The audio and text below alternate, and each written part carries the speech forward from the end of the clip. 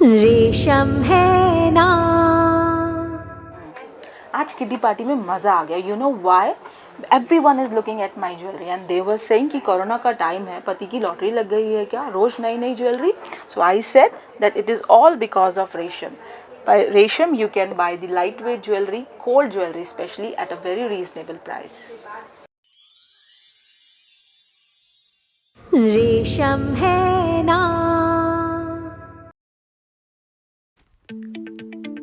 JKS Jewels Private Limited was established in 1989, owned by Mr. Jay Kishore Prasad, with more than 100 skilled workers.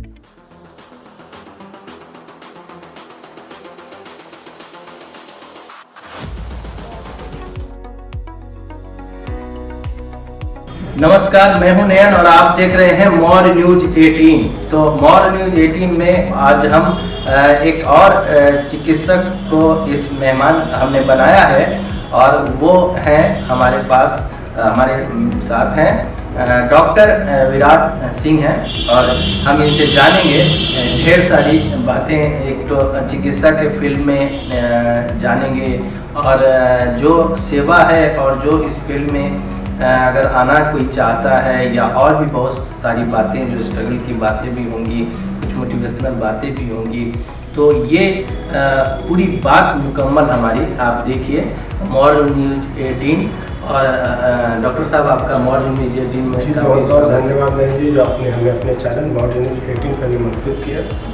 और ये मैं बताना चाहता हूँ कि आप एक न्यूरो सर्जन हैं और आपने जो मुकम्मल पढ़ाई की है चिकित्सा में, तो अभी कोविड के बाद तो देखिए कि चिकित्सकों का एक बड़ा सम्मान और पहले से भी रहा है, लेकिन एक जो पेंडेमिक आया उसमें चिकित्सक की जो भूमिका रही वो काफ़ी देखिए कि पूरे देश में भी तालियां बजाई गई उसके लिए कि हमें उनके स्वागत में बहुत सारी बातें हुई।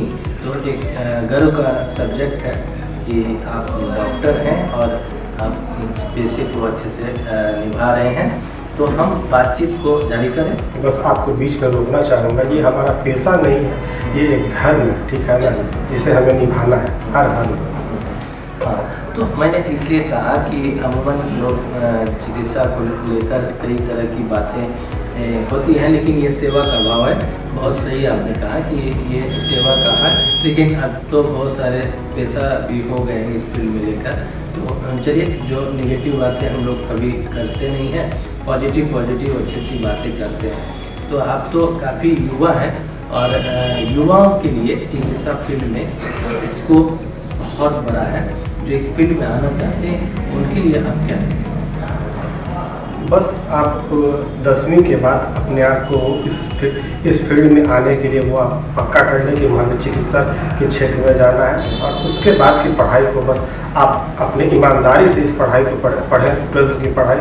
बस यही आपका दिशा निर्देश आपके लिए यही है सबसे बड़ी बात। सबसे बड़ी बात ये आपकी पढ़ाई लिखाई कैसे हुई, कहाँ से हुई, कैसे आप ये सफर थोड़ा कुछ बताएंगे? बस 12th की पढ़ाई के बाद हमने नीट का एग्ज़ाम दिया, ठीक है, नीट का एग्ज़ाम दिया। पूरे भारतवर्ष में 1285 हुआ रैंक था हमारा। PMCH हमने वो किया, जाना तय किया। पटना PMCH से हमारी MBBS की पढ़ाई हुई। MBBS की पढ़ाई के बाद एम्स दिल्ली से हमने MS किया। उसके बाद आगे दिल्ली प्रेस्बिटेरियन हॉस्पिटल USA में भी काम करने का फिर मौका मिला। USA में काम करने का मौका मिला। उसके अलावा कुछ रिसर्च पर प्रोग्राम पर भी हमने काम किया है। तो आपने बहुत सारे चीज़ों को आपने देखा समझा है चिकित्सा फील्ड में, और अभी तो और भी बहुत सारी चीज़ों को देखना है। लेकिन अभी जो कोरोना काल के बाद एक चीज़ें फ़ोन आते होंगे आपको, मुझे ये ज़रूरत है, मुझे ये है, वो है। तो काफ़ी एक सेवा का जो टेलीफोनिक भी हो गया है। जी बिल्कुल, ऐसा तो बिल्कुल हुआ।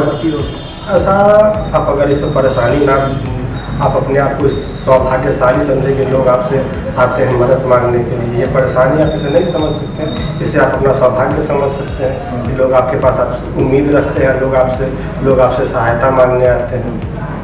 लोग सहायता मांगने आते हैं।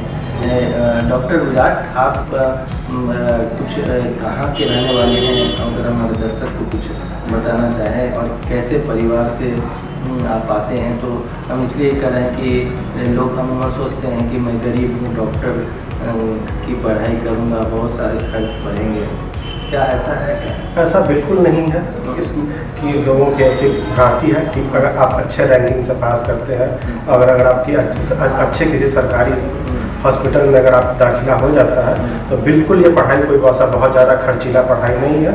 आप मध्यम तबके के, गरीब तबके के लोग भी इस क्षेत्र में बहुत अधिक संख्या में। कोरोना काल में तो आपने बहुत सारा काम किया होगा, कुछ ऐसे वाक़या जो आपको शेयर कर सकते हैं हमारे दर्शकों से, वैसी घटना? देखिए, बहुत सारे ऐसे परिचित हैं, और जैसे कोरोना काल में जाहिर सी बात हम लोगों की जिम्मेदारियां बहुत बढ़ गई थी। बहुत सारे लोग जिनके पास मतलब हमारा नंबर था, एक से दूसरे से तीसरे के बाद हमारा नंबर वो लोग देते गए कि इनसे थोड़ा संपर्क करिए।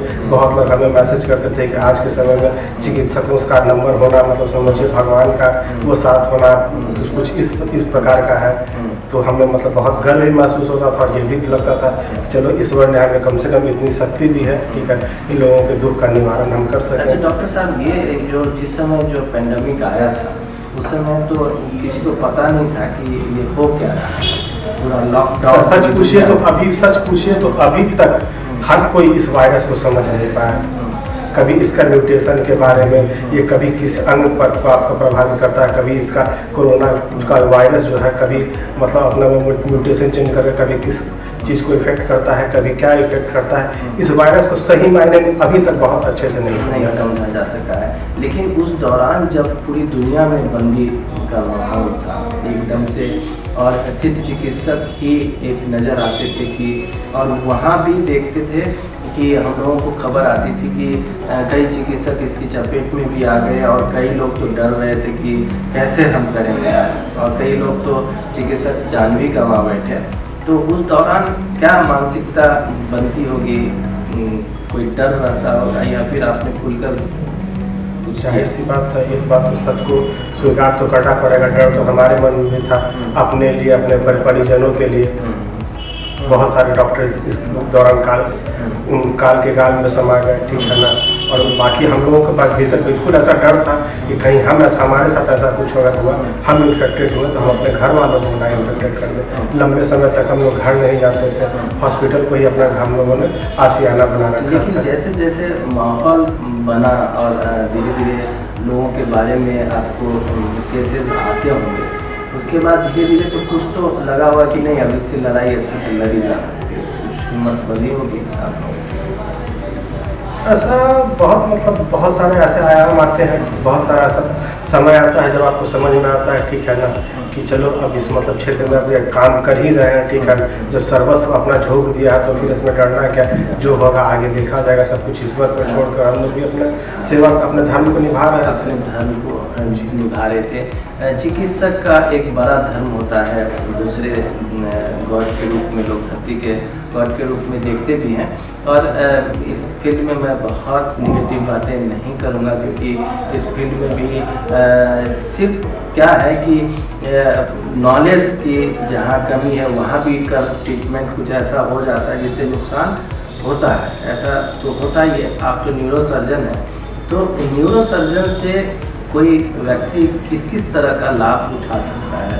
अगर हमारे दर्शक देख रहे हैं तो अगर आप जैसे चिकित्सकों से क्या क्या चीज़ की जानकारी हासिल कर सकते हैं? बिल्कुल, मस्तिष्क से संबंधित किसी प्रकार की बीमारी, आपके स्पाइनल में किसी प्रकार की बीमारी अगर हो, दर्द हो, या फिर कभी किसी एक्सीडेंटल केस में न्यूरो के डॉक्टरों का उस वक्त मतलब उनका जो है वो बहुत ज़्यादा वो बढ़ जाता है, उनकी जिम्मेदारियाँ बढ़ जाती हैं, उनका काम जो है उस वक्त बहुत बढ़ जाता है। न्यूरो क्षेत्र में अभी यहाँ बहुत मतलब ऐसा, अगर आपके शरीर का कोई अंग कट जाता है उसके बाद उसको जोड़ने का भी, जिसे ट्रांसप्लांटेशन हम लोग कहते हैं, उस पर भी हम लोगों ने काफ़ी रिसर्च किया है, और उसकी तैयारी जो है आगे चल रही है हमारी। इस सब्जेक्ट न्यूरो जो आपने लिया तो बहुत सारे सब्जेक्ट मिल रहे होंगे जी, तो न्यूरो के प्रति कुछ आपका है? जी बिल्कुल, अपना पर्सनल वो था। न्यूरो के बहुत मतलब भारत में खास करके ऐसा कहिए कि न्यूरो सर्जरी के वो डॉक्टरों की संख्या बहुत कम है, इसीलिए हमने इस बिहार में लगभग कि आपको कुछ है अंदाज की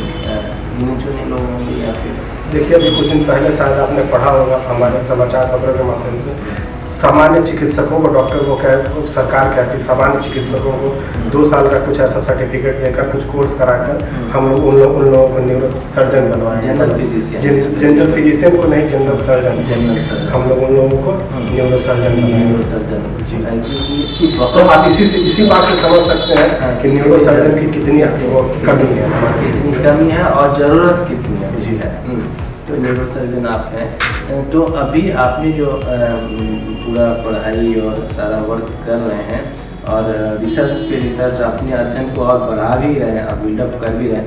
मैं एक चीज़ आपके बारे में जाना है, सुना है कि बहुत दवाई कम लिखते हैं। मतलब अब इस बारे में क्या बताऊँ आपसे कि दवा पर निर्भरता जितनी कम से कम हो हमारे स्वास्थ्य के लिए वो उतना लाभदायक है। नहीं, ये तो आजकल क्या है ना कि जांच डॉक्टर साहब 10 जांच में लिखें, 2-3 पन्ने की दवा न लिखें तो फिर पेशेंट को भी लगता है। लेकिन आप तो नब्ज टटोल के जांच लेते हैं कि अच्छा ये जरूरत नहीं है जांच। हर किसी की अपनी अपनी काबिलियत होती है। यानी ऐसा भी संभव है कि आज तो बहुत सारा रिसर्च है, देख रहे हैं कि एक टेक्नोलॉजी आ गई है जो जांच के जरिए बिल्कुल पता चल जाता है पूरे बॉडी में आपको क्या हुआ है नहीं हुआ। दैन चिकित्सक कोई मेडिसिन लिखते हैं पूरा थॉरो चेकअप के बाद।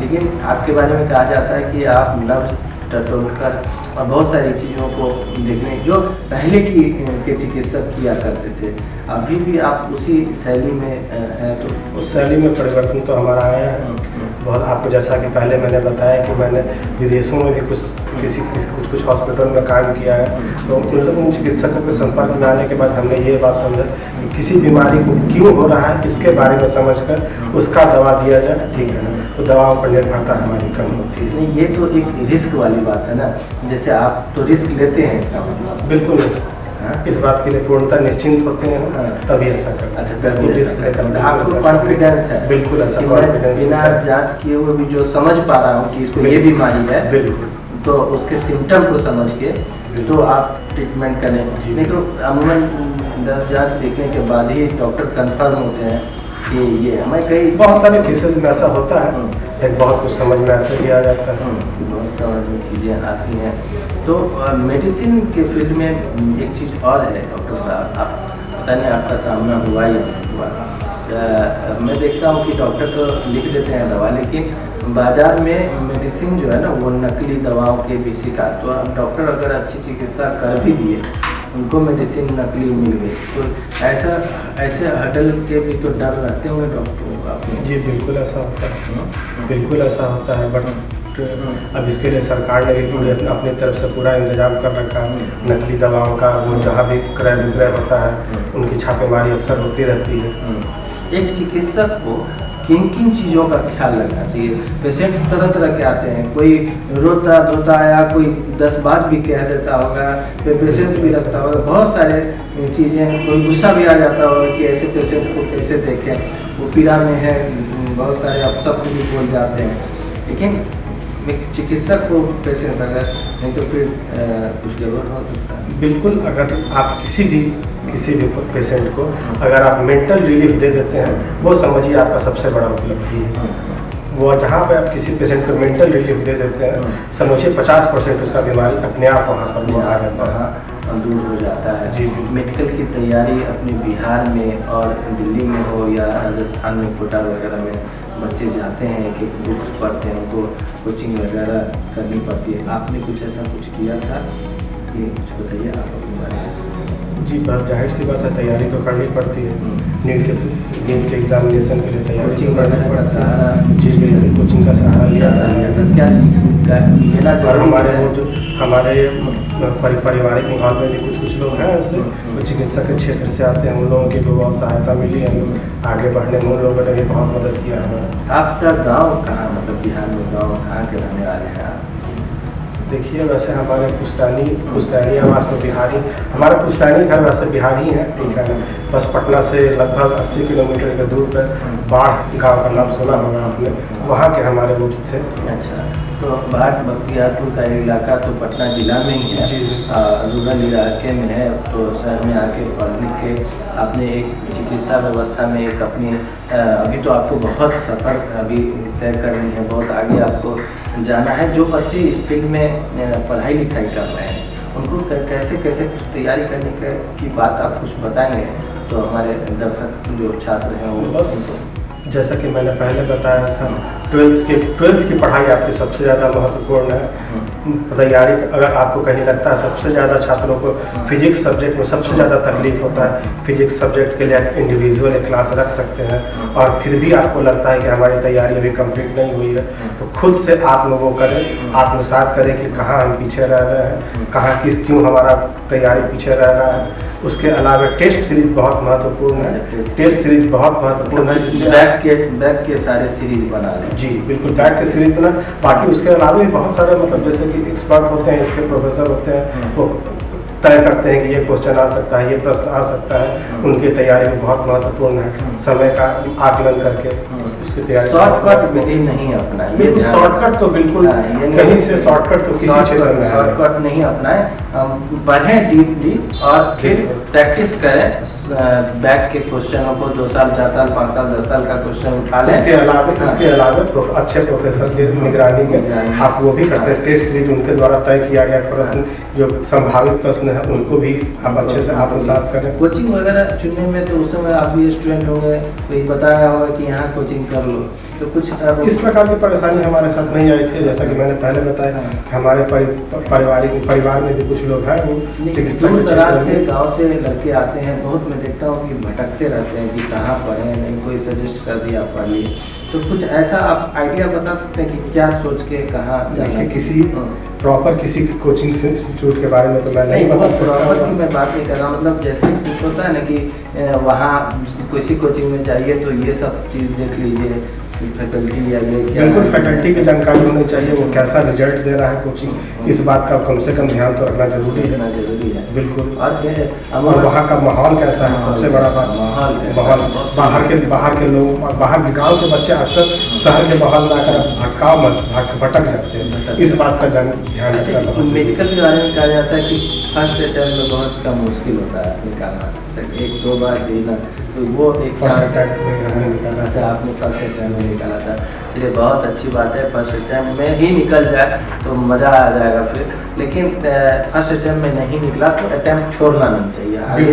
निरंतर प्रयास से सफलता जरूर मिलती है। आपको ये धारणा बनाने की जरूरत नहीं है कि फर्स्ट अटैम्प्ट में निकलता ही नहीं। आप देख रहे हैं डॉक्टर विराट से मेरी बातचीत हो रही है, आप देखते हैं छोटा सा break.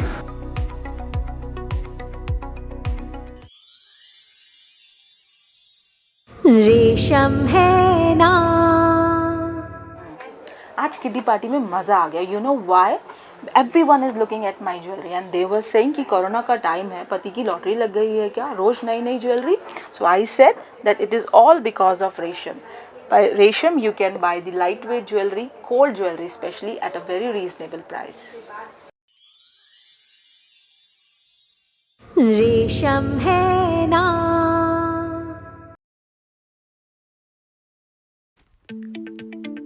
JKS Jewels Private Limited was established in 1989, owned by Mr. Jai Kishore Prasad, with more than 100 skilled workers.